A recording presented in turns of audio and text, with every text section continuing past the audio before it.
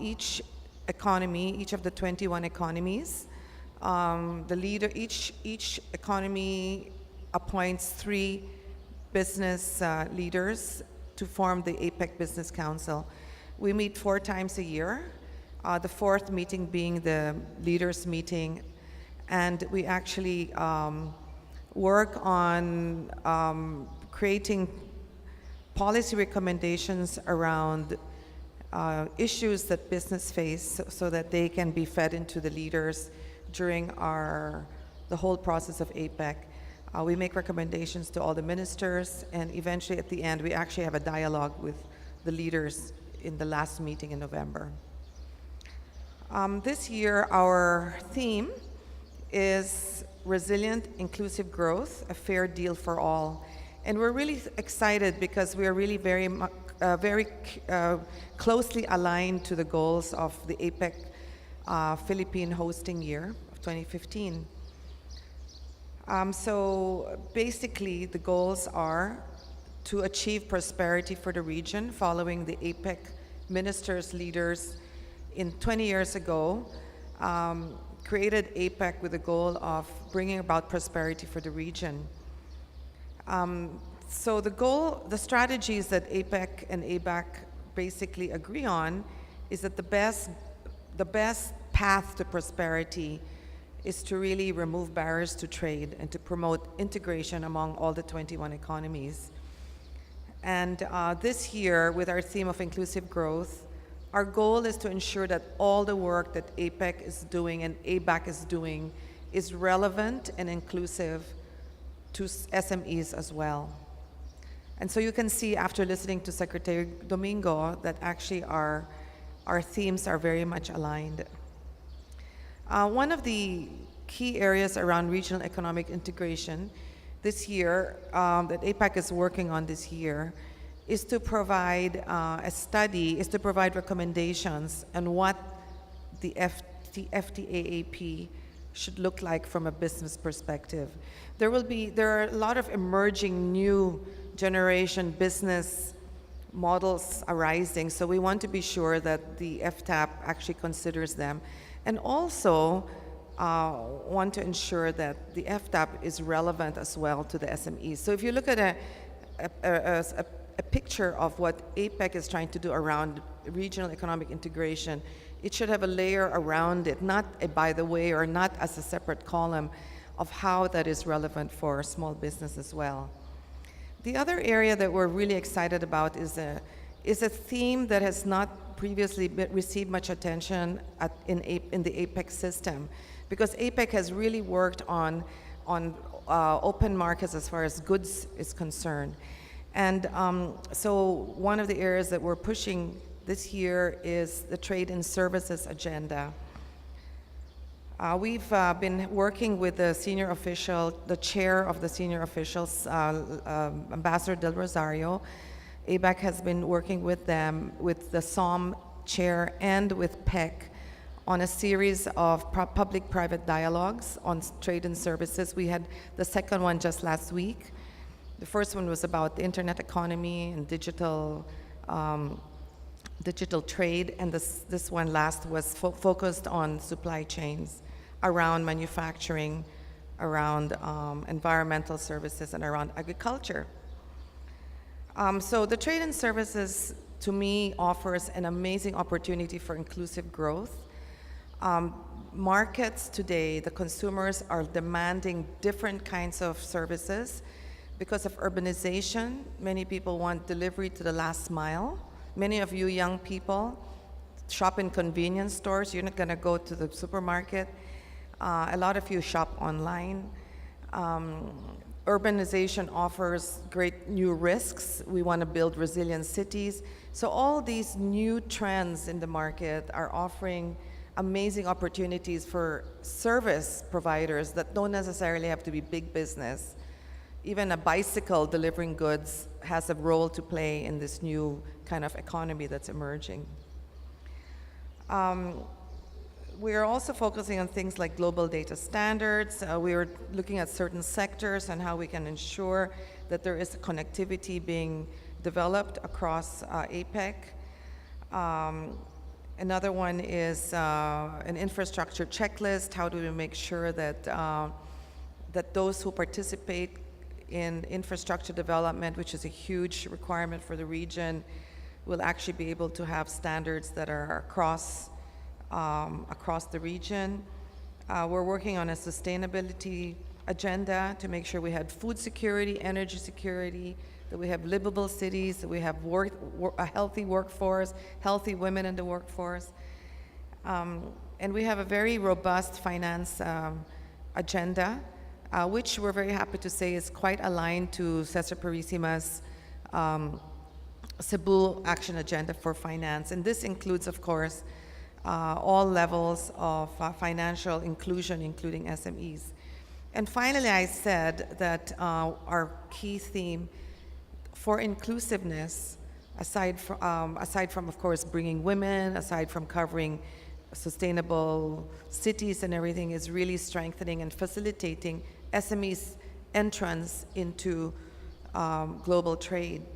In that area, we have 3 pillars. The first is, how do you get more people to be part of a bigger business global value chain? That means teaching SMEs at all levels that the Secretary talked about. What are those standards, those values that larger multinationals or larger business enterprises require for their whole trading supply chain ecosystem? The second one is how to bring more small businesses into the internet economy. And there was a question earlier about how do you do this? I mean, there's so many instances brought about by technology that's allowing a lot of small and micro businesses to participate. For example, the other day somebody asked me to buy fans, paypay, and I sent my secretary to Quiapo, and I bought this paypay for 30 pesos each. I had to buy 300, it was going to Greece. And I found that it was made in Bicol. And I thought, wouldn't it be fantastic, actually, if that Bicol paypay makers, maybe as a cooperative, if they're too small, maybe could work together and actually are actually in a portal, so that my friend in Hong Kong who was getting married in Greece could have just ordered it directly. And wouldn't it have been great if they had known maybe how to ensure that they fumigated it or whatever the standards are for entry into Greece? And wouldn't it be great if the courier companies are able to get it there? So, I mean, there's a lot of opportunities actually today with technology for people to participate. But obviously it needs a lot of things. Another part of it is the potential of service providers to help a Bicol maker, design-wise, maybe translation, somebody providing translation services into Greek, or whatever. So this whole emergence of one, as I mentioned, different needs of people, market demands, and the second, technology brings about for inclusiveness is pretty powerful. And ideally, the structure of both the way business think and also the structure of policy allows smaller people to be part of the whole trade, the global trade. The third leg is really about innovation and about market-driven technological innovation, technologically driven products. Today, as you know, great wealth is being created in very disruptive industries. Young people all over the world with a brilliant idea is able to change the way we do things. We feel that every APEC economy should offer the ecosystem to allow a young person to have a chance to participate in it as a creator. This means education. What kind of education do the next generation creator, what education should they have? What kind of innovation centers, what kind of support does everybody give to allow people to have the mentorships and the research and development to help them participate in it? And how do we help, how can we now encourage venture capital and angel investors to help them commercialize and sell those products. That's a much longer term project. But today, every economy must be part of it, because the person that's going to create the next big thing is probably not even born yet. And we need to be sure that we all realize that this world has changed, and business and government has to prepare and make all these opportunities available for everybody. So we have a lot of work in front of us. For the Philippines, it's a particularly great opportunity for us to host APEC. I think it brings to bear on everybody the amazing opportunity that we have to really review what it is that we are good at, what it is that we're selling, and how to get ourselves out there in the world. So I'd like to end there and see maybe if anybody has any questions about what APEC is doing, what ABAC is doing, and what ABAC has done to contribute to the whole goal of bringing about prosperity to the region. Thank you very much, Doris. At this point, we'd like to open the floor for questions from the media. Please state your name and the media organization that you're representing. Shall we have the first question?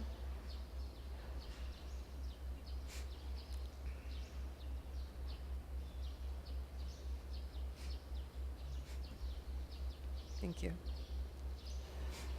I'm Rose Francisco from Reuters. Can you explain to us how it works with the ABAC and the discussions in APEC? So does that mean that for decisions they make in terms of, let's say, SMEs or small and micro and small, do they get advice from ABAC, or is it the process is that ABAC submits like its recommendations for the ministers to consider, and how will ABAC pursue this goal of putting your agenda into the minister's work? Yeah. Thank you for asking that.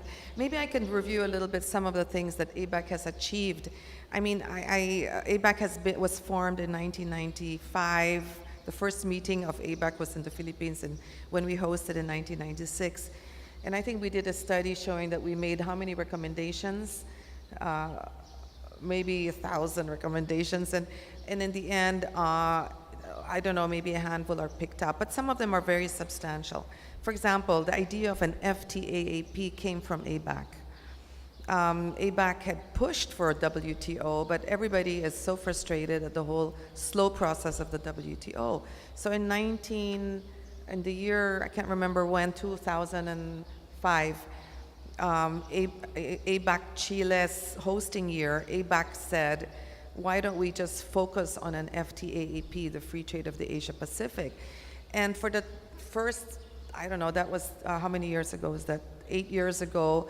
It only gained real traction maybe 3-4 years ago, when finally everyone said, wow, that's the way to go. And now, of course, all the economies leaders are pushing for it. The second one is the APEC travel card. I don't know if you notice in the airport there's a line called APEC card. And basically the business, ABAC expressed that when business goes in and out, you know, they're not there for a holiday, so could they actually gain quicker access in and out? So now we're thinking about how to apply that concept around certain other kinds of movement of people. For example, we've talked about an APEC lane for anybody who is working on a disaster recovery. If you have a disaster recovery card, you have a special lane. So you're not all standing in line wasting time. And perhaps one day we push for just getting rid of all those lines, right, in the airport. Other things that we've done is we've pushed for tariff reductions. Single window system was a very big ABAC project. We had a study submitted on the single window system, and and women in the economy. This whole idea of pushing a women's agenda was an ABAC initiative. So some of them are recommendations which take a long time to adopt. Other things are actually projects. So this year for the SME agenda, I mentioned we're going to work on, we're working on an online capacity building program for anybody in all the economies to be able to get onto the internet. Another one is a services, APEC Services Virtual Knowledge Center, or somebody who wants to offer services across borders would be able to see how to do that. So we're working on some things that are actually supportive projects so that people can actually, it puts some meat into, rather than just a lot of words and recommendations. Yes. Ma'am, just a follow-up. What can you say about, because you mentioned that FTAP was a brainchild of ABAC, but now the thinking is that FTAP is, it's being backed by China as what do you call this? Because of the TPP talks progressing, and so FTAP is now like China backing it so that it like competes with TPP. Yeah. What are your thoughts on that? Well, you know, the way we look at it is this. In the end, the ultimate is WTO, right? That means the whole world becomes this enlightened global world that gives opportunity for everyone. It's kind of complicated. So FTAP is another way to achieve parts of that ultimate sort of enlightened world that we're looking for. So we see TPP, we see ASEAN, we see the Pacific Alliance, all as pathways. So there's a group getting together here, they're building that, it works as a pathway. It's stepping stones. It could be one day that everybody joins TPP, and then all of a sudden you have an FTAP. I mean, the Pacific Alliance is among 4 countries in Latin America. ASEAN, we all know very well what it is. And then we have so many others. There's the ASEAN Plus, So it's sort of like if we all got into the room and say, okay, who of us believe in this? That game, the ship is sinking, whatever. Everybody get together. And right now, those that have more shared values are getting together. Eventually, it needs to build trust. I mean, I'm not going to speak on political issues since I'm just a simple business person. So I'll speak about just simple human relations. It talks about building trust. It talks about building relationships among those that share values. Eventually, the world, the whole region will start seeing that, hey, you know what, this is beneficial to all of us. And then eventually we end up with that FTAP. Yeah, does that make sense? Next question. Yes, please, sir. Good afternoon, ma'am. My name is Cliff Benzon from Nikkei, the Japanese business newspaper. Yeah, with regard to the Philippines' push of bringing SMEs into the center of the global value chain, I would like to get your insights on when can we see that actually happening, considering that in the Philippines alone, there are more that needs to be done in terms of doing business. We have yet to improve, in that kind of aspect. Right. Yeah. Well, it's very interesting. Yesterday, I was talking to the senior officials from Japan, and I was saying that actually, some of the greatest models on what I call value-driven relationships with your supplier, let's say, some of the greatest examples come from Japan, because Japanese companies typically create an ecosystem. Let's say the automotive industry. The automotive industry, a Japanese automotive company, does not do all of it. They actually have a lot of ecosystem around it. So they develop the mat maker, the one that makes the car seat, the one that makes that. So the more we actually have that kind of thinking, the more you can actually get people into that supply chain. The difference we're saying is that when you have this sort of value-driven, longer relationship with your supplier, that supplier all of a sudden is trained, is taught, is given the values, is given the standards, and guess what? Because they have a long-term relationship, can now access financing, right? So a lot of this is actually driven by business, and what we hope is that, and because things have changed and become more complex, we think that more business will be interested to develop that more sustainable source. So today you see some companies, especially in the ones that need agricultural input, you see many companies now going straight even to the farmer. That goes into your other layer, which is your micro enterprise. So you might see a big company going among and developing coffee farmers, another company developing onion farmers. You have companies in America developing lettuce farmers. And so these typically now have gone under somebody's CSR, but what we're saying is, you know what? This is not CSR, it's actually good business. It's actually business that allows you to ensure you have very loyal people that will give their life to make that sustainable source for your continued growth. And so we feel that these GVCs is extremely exciting, as I mentioned earlier, because of the changing landscape of business. We will have many more opportunities for this.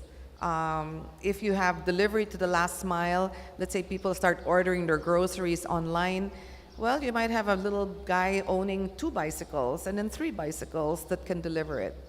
So these are the kinds of new ideas that we should develop, and every other economy should see where their small businesses can participate. Shall we have the next question, please?